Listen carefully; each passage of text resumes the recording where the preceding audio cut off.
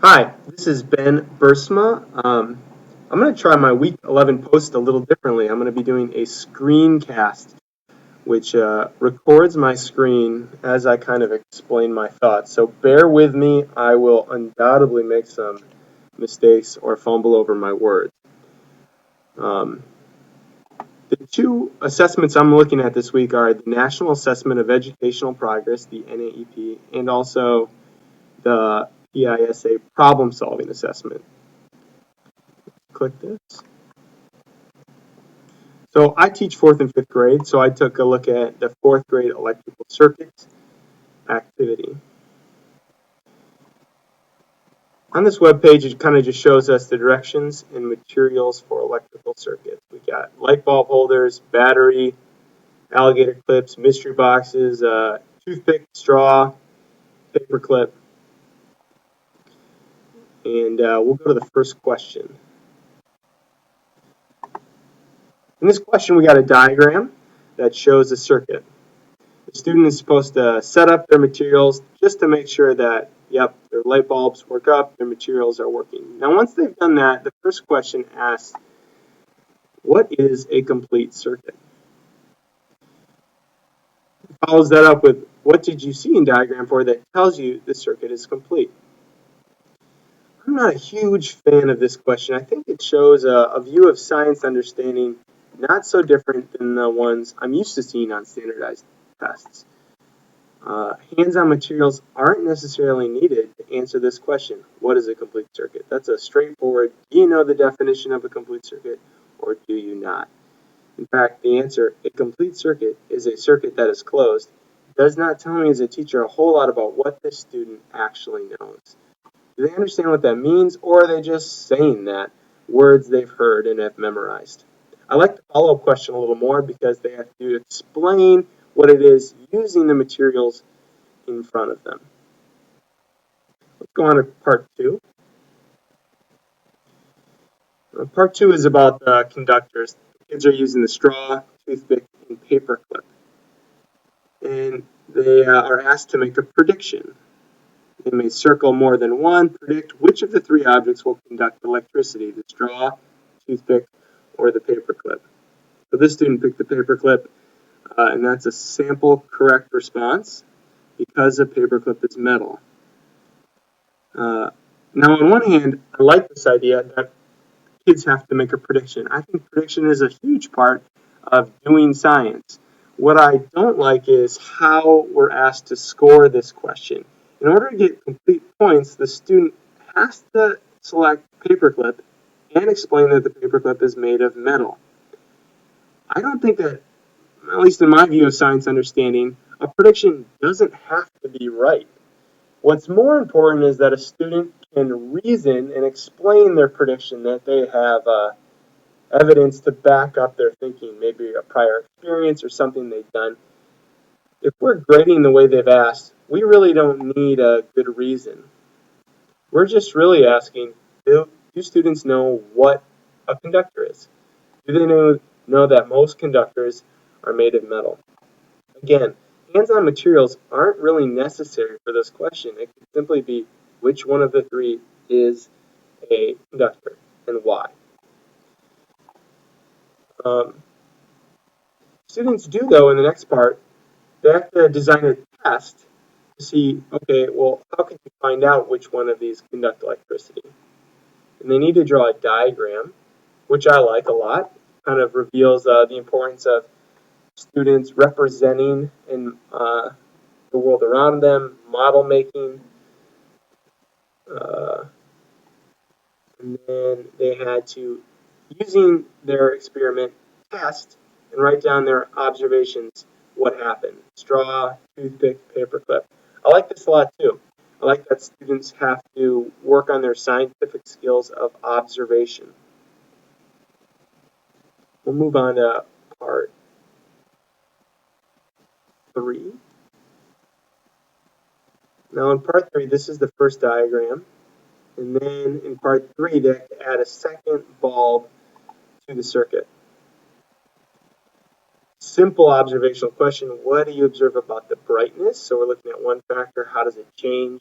student gets full credit if they say that it gets dimmer. And now, so that's kind of an observational skill, and then explain what you think is happening. Here's kind of student reasoning. A student gets full power if they talk about, gets full credit if they talk about the power or the current, and that there must be less power, less current because the bulbs are dimmer. I think this is a good question. I think it talks about scientific reasoning, observational skills that's really important to doing good science. But part 4, I think, does this same, gets at reasoning and observation in a much better way.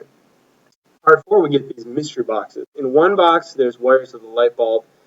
In another box, there's just wire. So the students are asked, can you figure out which box has the light bulb and which box doesn't? They're asked to draw a setup of how are they going to figure this out. They get points based on, is their diagram clear? Does it have labels? Does it show the components? And then the next question says, so which one contains the light bulb? Box A or box B? And here's the meat of the question. Explain how you know. I know because box A was flickering on and off and box B was burning bright, like the results I got. So here, students are asked to not only reason, but apply something they've done. They already looked at 2 bulbs that were dim. Apply that knowledge in a new situation. I think this question is the most authentic to the type of science understanding I'm after as a science teacher. Let's go back to our week's description here. So, to what extent do these approaches seem new? In your opinion, do these approaches reflect a substantially different view of science understanding? I like that the assessment we just looked at is hands-on, it has materials, but half of the questions did not seem really new to me. They were, do you know this definition or don't you? Observe this. Pretty straightforward, do you know it or don't you kind of questions. I think the last question was the strongest of the bunch. If we saw this kind of assessment take place more broadly, I think it would change science education, definitely moving away from textbooks and more hands-on, inquiry-based activities, which I like. Now let's compare that assessment with the PISA, P-I-S-A, problem-solving assessment. Now, they have 5 different questions, 6 questions that look at students' reasoning. We'll move over to there. Question 1. Follow that. So here's a traffic map. The question says, Julio lives in Silver, Maria lives in Lincoln, Don lives in Noble. They want to meet in a suburb on the map. No one wants to travel for more than 15 minutes. Where could they meet? I like this because interactive. Students click and, it takes 8 minutes to get from Silver to Unity. Reset it. How about for Lincoln? Okay, 7 minutes, Nobel. It takes 19. I wonder if I can make that shorter.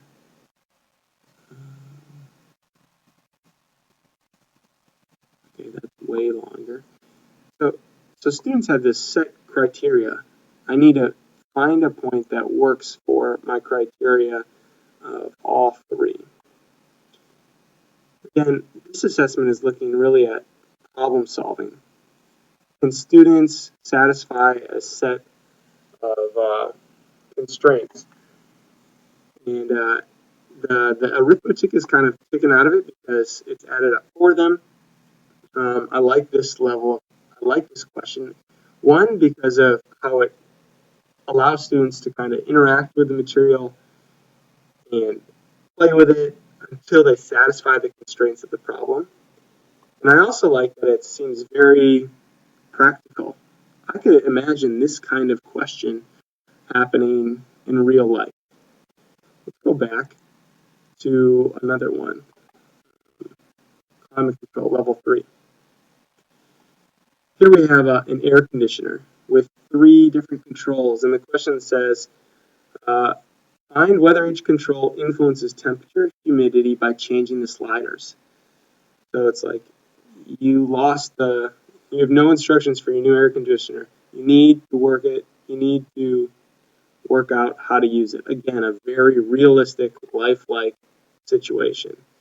In this one, they're asking students to really manipulate a single variable to find out what's making the difference. Obviously, if I were to change the top control and all the controls at once, I wouldn't know which control is making the change. Uh, Something that happens in science all the time, right? We find a control variable, we try to make controlled tests. And so you see the problem solving and you see students having to interact and control variables in this question. The last question I really like too.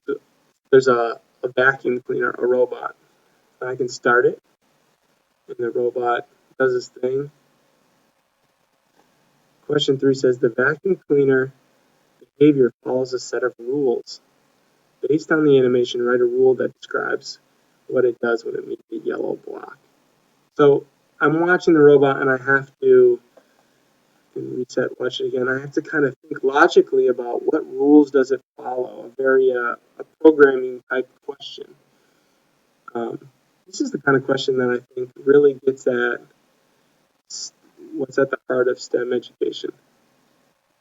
The robot's it operates with certain rules, and it's asking students, watch it carefully, you have to make observations, can you describe what you're observing, and think almost from the perspective of the robot. Let's do it one more time, see if we can figure out. Yellow block keeps moving and it turns around.